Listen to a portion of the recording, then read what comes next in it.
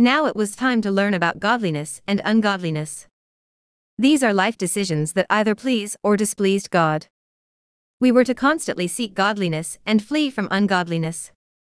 Prayer, modesty, self-restraint, and forgiveness were some things that were good. Drinking, being lewd, or seeking too much personal satisfaction were some things that were bad. These all seemed pretty reasonable.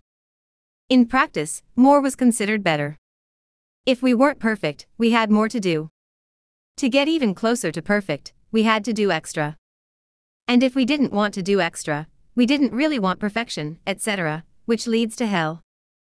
This applies to modesty, how long you pray, and much more. If it's good to support the church financially, it's better to give more. We all gave 10% of our earned money to the pastor, and an additional offering for the church. We heard that some people feel like they were more blessed if they gave 15%. From chapter 2, we saw that hearing about a good thing means you must either do it, disprove that it's a good thing, or face destruction.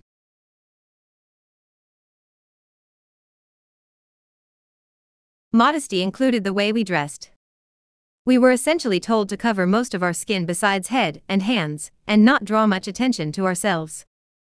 We were also told during service that some people wear turtlenecks all the time to cover their neck. There are extra rules for females, just as there have been in the oppressive religions over the ages. Females' clothes couldn't be too tight, shouldn't be bright colors, must never include something resembling pants or any other "male clothing" or pajama pants while sleeping.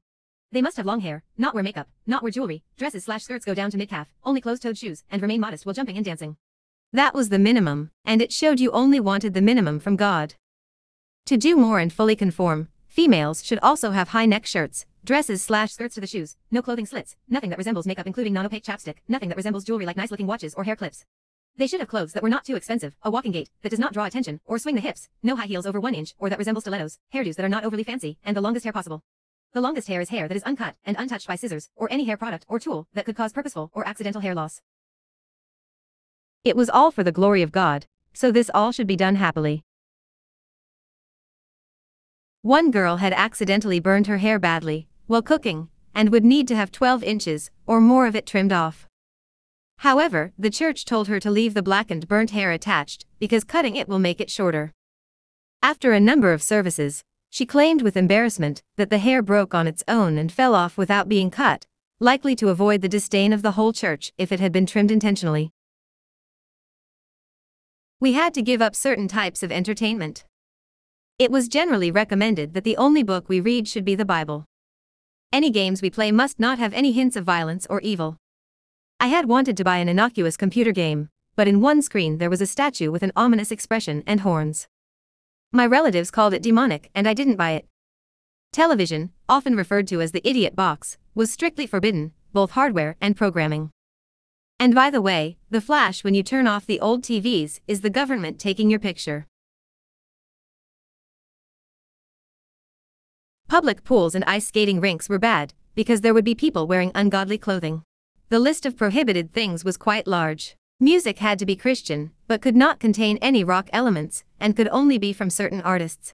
There were no drums in service because drums were used in Africa to conjure evil spirits. Outrageous. Xenophobia to go with the isolation, plus an evil by association rule that would outlaw basically everything but church activities. We became very, very isolated from the rest of the world. Church was our world. We threw out hundreds of dollars in entertainment, jewelry, clothing and more. We couldn't sell them because we would be supporting the sinning of others. All of these radical changes were reasonable payment for our better life and the afterlife. We thought that this super isolated way would allow us to get the truth directly from God without distractions in the purest form possible. Last, but certainly not least, our initial sacrifices included disconnecting from anyone who was a bad influence. This meant anyone who was not in the church needed to be kept at arm's length, unless we were trying to win them into the church. This would be one of the most painful and lasting personal damages, and it deserves its own chapter. Next, we sever ties with the world and its people.